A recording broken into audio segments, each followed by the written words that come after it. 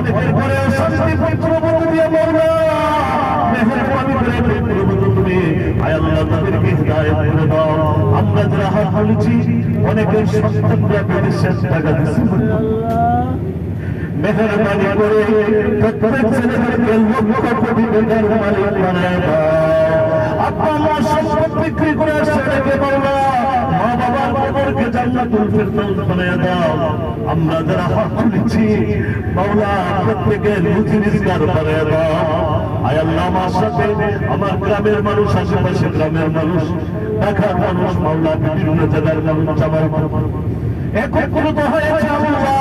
আমি গুনাহগার মেহেরবানি করে আমি গুনাহগার, তুমি মাওলানা হিসেবে কবুল করে নাও।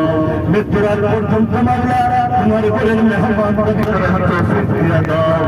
সাল্লাল্লাহু তাআলা আলাইহি ওয়া নূর সাইয়্যিদিনা মুহাম্মদ ওয়া আলিহি ওয়া সাহবিহি আজমাইন। মওতুল কালামে আমাদের জবানে নবীদের চেহারা আর সামনে রেখে বারবার বলবেন নবীর শান্তির কলিমা লা ইলাহা ইল্লাল্লাহ মুহাম্মাদুর রাসূলুল্লাহ। আসসালামু আলাইকুম ওয়া রাহমাতুল্লাহি ওয়া বারাকাতুহু।